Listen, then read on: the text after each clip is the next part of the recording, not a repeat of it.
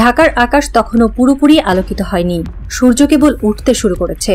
মিরপুর সেনানিবাসের বিশাল গেটের সামনে দাঁড়িয়ে থাকা সশস্ত্র প্রহরীদের চোখে অদ্ভুত সতর্কতা, বাতাসে এক ধরনের চাপা উত্তেজনা, যেন ইতিহাসের এক নতুন অধ্যায় শুরু হচ্ছে।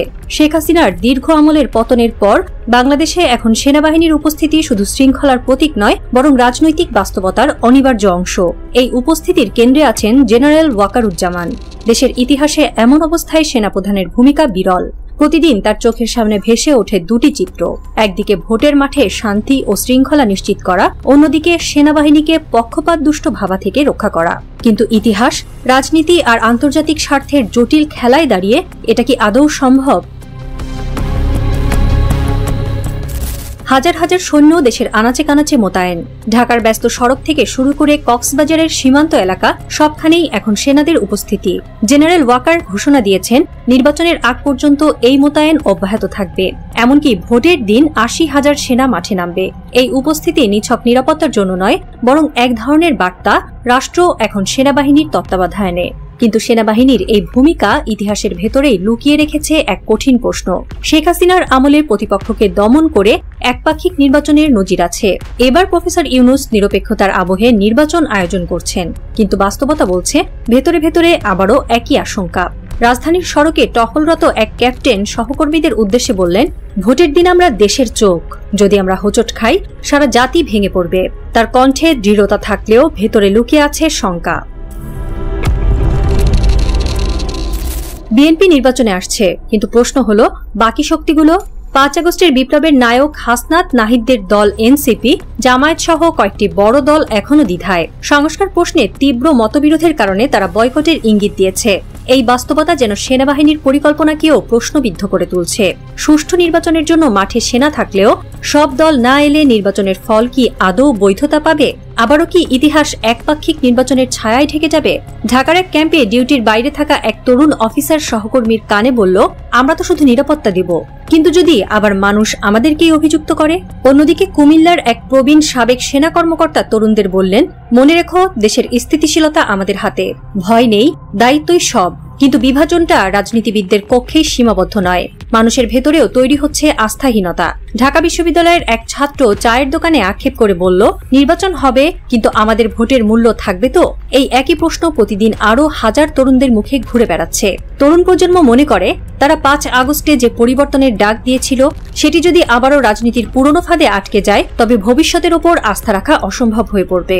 এদিকে এনসিপি ও জামায়াতের দ্বিধা যেন রাজনীতিকে আরো জটিল করে তুলেছে। একদিকে বিএনপির অংশগ্রহণ নির্বাচনের মাঠকে প্রাণবন্ত করেছে, অন্যদিকে বাকি দলগুলোর বয়কটের ইঙ্গিত যেন পুরো প্রক্রিয়াটিকে অচল করে দিচ্ছে। বিদেশি কূটনীতিকরাও স্পষ্ট প্রশ্ন ছুড়ে দিচ্ছেন, অংশগ্রহণমূলক নির্বাচন ছাড়া বৈধতা আসবে কিভাবে? এই প্রশ্ন এখন কেবল তাত্ত্বিক নয়, বাস্তব রাজনৈতিক সংকটের প্রতীক। বাংলাদেশের ইতিহাস বারবার প্রমাণ করেছে যে বিভাজনটাই হলো সবচেয়ে বড় অস্ত্র। স্বাধীনতার পর থেকে প্রতিটি অস্থিরতার কেন্দ্রে ছিল রাজনৈতিক মতবিরোধ। সামরিক শাসন, গণ অভ্যুত্থান কিংবা আন্দোলন, প্রতিবারই রাজনীতির বিভাজনই পরিস্থিতিকে জটিল করে তুলেছে। আজকের পরিস্থিতি সেই পুরনো কাহিনীরই নতুন অধ্যায়। ১৯৭৫ সালের পরবর্তী সামরিক পট পরিবর্তন থেকে শুরু করে ৯০-এর দশকের গণ আন্দোলন, এমনকি একবিংশ শতাব্দীর প্রতিটি রাজনৈতিক অচলাবস্থার পেছনেই ছিল মতবিরোধ আর দলাদলি। তখন যেমন ক্ষমতার পালাবদল হয়েছিল সহিংসতার মাধ্যমে, আজও সেই সম্ভাবনা উড়িয়ে দেওয়া যায় না। রাজনৈতিক দলগুলো যদি একত্র হতে না পারে, তবে নির্বাচনে সেনা মোতায়েনও ব্যর্থ হতে পারে এবং গণতন্ত্র আবারও অনিশ্চয়তার অন্ধকারে হারিয়ে যেতে পারে। নির্বাচনী প্রক্রিয়াকে প্রশ্নবিদ্ধ করে যে শূন্যতা তৈরি হবে, তা পূরণ করবে অদৃশ্য শক্তি, যারা দেশকে নতুন করে বিশৃঙ্খলার দিকে ঠেলে দেবে।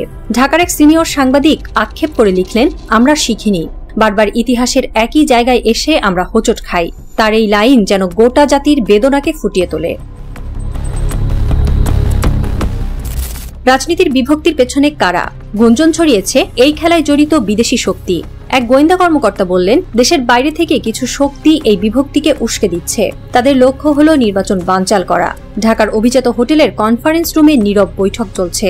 বিদেশি কূটনীতিকরা নিচু কণ্ঠে কথা বলছে, যেন তারা কোনো অদৃশ্য পরিকল্পনার অংশ। ভারত ও পাকিস্তানের চিরন্তন প্রতিদ্বন্দ্বিতা আবারও ঢুকে পড়েছে ঢাকার অলিগলিতে। পশ্চিমা শক্তিগুলো নিজেদের স্বার্থে চালাচ্ছে নীরব খেলা। বাংলাদেশ এখন এক ভূ রাজনৈতিক দাবার বোর্ডের রূপ নিয়েছে। প্রতিটি চালেই লুকিয়ে আছে অস্থিরতার সম্ভাবনা। ঢাকা সেনানিবাসে আলো নিভে আসছে। জেনারেল ওয়াকার অফিসে বসে মানচিত্রের দিকে তাকিয়ে আছেন। মানচিত্রের লাল দাগ কাটা। ঢাকা, চট্টগ্রাম, সিলেট, খুলনা প্রতিটি জায়গায় সেনা মোতায়েনের প্রস্তুতি সম্পূর্ণ। হঠাৎ টেবিলের উপর রাখা ফোনটি কেঁপে উঠল। অচেনা নাম্বার থেকে বার্তা ভেসে উঠল। পরবর্তী ধাপ শুরু হয়েছে। জেনারেল ওয়াকার গভীরভাবে চোখ বন্ধ করলেন। বাইরে থেকে ভেসে এলো কুকুরের অদ্ভুত ডাক, যেন অজানা বিপদের বার্তা বহন করছে।